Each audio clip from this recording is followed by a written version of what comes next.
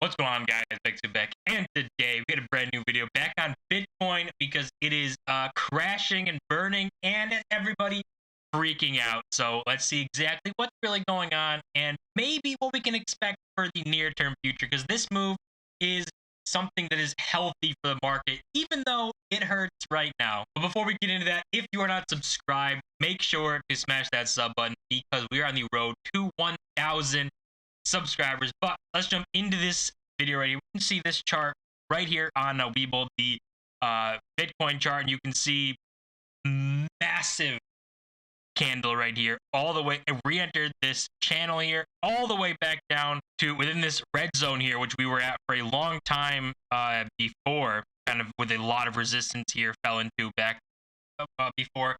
But basically we got out of there really quick. It dropped to $42,000.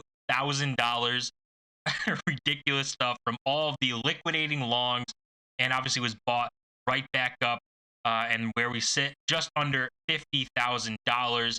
And that's going to be the biggest targets right now. That is getting above $50,000. That's a psychological level for everybody. It's a benchmark number. So getting above that, staying above that is just psychologically good. And then around 53, 54,000 to get back above that, to get above the $1 trillion market cap. That's going to be the next big step, and then we can see what happens from there. But the funding and longs, liquidation, all of that is the reason for what's everything's going on right now. And we can see that right here because you see 24-hour rec. So that's within the last 24 hours, there's been over $1 billion in longs liquidated. You can see this massive green candlestick showing the liquidations, very similar to this earlier one right here. Not as bad. This was over 3 billion, so we kind of had this leading up. So it's almost like a mirror image of what happened before, where you see this earlier part where we are right now. The section before it is pretty close to the section after the big liquidations of this. So are we going to interact in the same ways after, where we don't see massive liquidations or going on for a couple days or even weeks after this? Because we did that leading up to this. There was so much greed in the leverage market. That's why we're in the position we're in right now. But this is a massively healthy move for the market. Getting this leverage out has to be done every once in a while. It happens a lot. Even within the last year, I think Bitcoin's had like 20% drawdowns and like 30% drawdowns. So it's nothing new. It's nothing crazy. It happens because the leverage market too overheated, and we have to reset the leverage market because there's been so much greed. We've been talking about this for months, this entire last couple of months, talking about how there's so much greed in the leverage market, in longing Bitcoin, that it is the reason why Bitcoin's kind of getting stuck where it is, because they keep being liquidated. Now they've all got punished, and the funding rates have finally flipped here, going negative. So you can see this is USDT or USD margin. So basically not using Bitcoin as the collateral. Those are a couple negative, but some of them positive. The big one is the token marginized. That means the collateral is Bitcoin that they're using to get the leverage. And you can see everything is negative on here except for Huobi and Durabit, which is basically almost negative. It's a break even. So we're seeing these fundings finally flip. Fundings going negative mean that instead of longs paying shorts to keep their positions open, this is for perpetual swaps. It's never ending long. They just keep swapping. It's very technical. Even I don't have a full-on understanding of all perpetual swaps and all these things. But the funding rates we see here, when they're positive, and they have been positive for the last couple of months, even when the liquidations were happening the last couple of months, they stayed positive. There was so much demand and greed in leverage that they didn't care. They were paying the shorts, and it comes and it brings the shorts in because that's something they can kind of get a yield from, because they can have longs pay them to have their longs open. But now we're seeing these funding rates flip from positive to negative. So now the shorts are going to be the ones who are paying to keep their positions open instead of the long. And it usually indicates a more bearish market. But For these longs here, we can see across the board they're really going negative, but it doesn't necessarily mean the market's going bearish. It is a good flush to get rid of this greed and leverage, because it does come back to bite you, which we saw right now, the price absolutely getting devastated.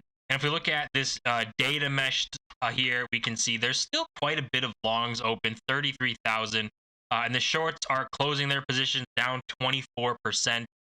So they're closing the position, probably taking profit and doing that, as well as they are now going to have to pay the long to keep their positions open. So we might see shorts start to climb because it's rewarding shorts, kind of saying, more bearish market, or see them fall because they have to pay to keep their positions open. And I don't think people really want to short Bitcoin for a longer period of time. We can see all of these different charts, the longs and shorts kind of, trending downward, having this spike, but then going right back to going down. Longs collapsing from 34,500 all the way down to where we are now, 33K. I still think this is a lot of longs to have in here, but the majority that got liquidated are probably longs that were backed by Bitcoin, and that affects the price more than the longs that are backed by like USDT or dollars. Not like using Bitcoin as the collateral. That's where you get into really big cascading drawdowns.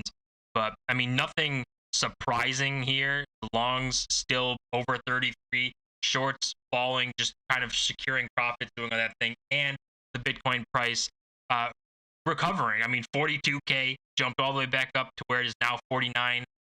Try to get over 50 is going to be the first hurdle, and then reclaiming the $1 trillion market cap is going to be the next one. Looking at a more kind of fundamental type things here as well, the hash rate of Bitcoin kind of said this story was coming, even though the hash rate and leverage don't have anything to do with each other. But this has been falling for a while now, the hash rate. And as we know, we look at this, and when the hash rate's going down, if the price is going up, usually it comes back down to match the hash rate. And if we look very closely, it has had a strong rebound. So does that mean like the Bitcoin's gonna have a decent little rebound here, probably over 50K, if this is like a short-term move to keep an eye on? But downward move for the hash rate seems to have stopped, and we're starting this upward one. But it's this is more fundamental stuff that takes over a longer term. This leverage and everything going on is the things that can affect the price day to day or short term. And looking into these market cycles, because everyone wants to talk about the market cycle, I don't believe I think we're breaking away from the 4-year cycle, because it just doesn't make sense to be in that 4-year cycle still of where it's been. But even if you look at the cycles, you can see right here, prior cycles lengthened by 1 to 1.5 years. So this cycle could go deep into 2022 or even 2023. And you can see these different cycles right here. Purple is the first cycle, so that's the halving into this. You see it didn't last very long. The second cycle lasted much longer than the first one. The third cycle lasted a little bit longer than the last cycle. And the one we're in right now, the red line, is where it's not even close to getting past the third cycle. So if this keeps up, where we see cycles lengthening, then instead of this bear market, or everyone's saying the bear market's coming, it wouldn't match up with how the cycles are working, because it wouldn't end at the end of this year. It would end going probably in halfway into 2022 or into 2023. It wouldn't end at the end of this year based on how the cycles are working. So anyone calling for a bear market at the end of this year, saying everything's done after this year, I think they're going to be in for a rude awakening when they realize that the cycle doesn't end, or we break away from that completely and stop having cycles. And we got to talk about the president of El Salvador, the savage, saying last night he tweeted this out, saying El Salvador bought the dip. They bought 150 Bitcoin at an average price of $48,670. It is awesome to see a nation state tweeting out saying, we bought the dip. It's hilarious when they tweet this too all the time, and it's all in all a good time. So really good to see El Salvador continue buying the dip.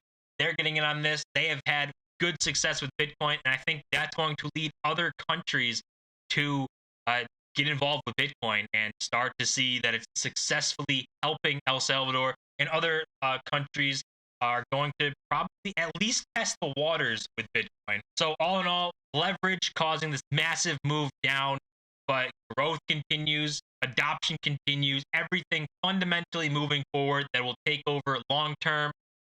This short term stuff, if you believe in Bitcoin, you like Bitcoin, these are massively amazing prices to buy in. If you don't like Bitcoin, then I mean, shouldn't affect you because you shouldn't even have any Bitcoin then. But the bears coming out and they're loving this, and they don't even realize that last time they loved it was Bitcoin went to 29K on a big leverage dip and bad FUD fear and all this stuff. Now Bitcoin fell to 49K. It's 20 grand higher than where it fell before. So continues moving up, and people just don't seem to realize that.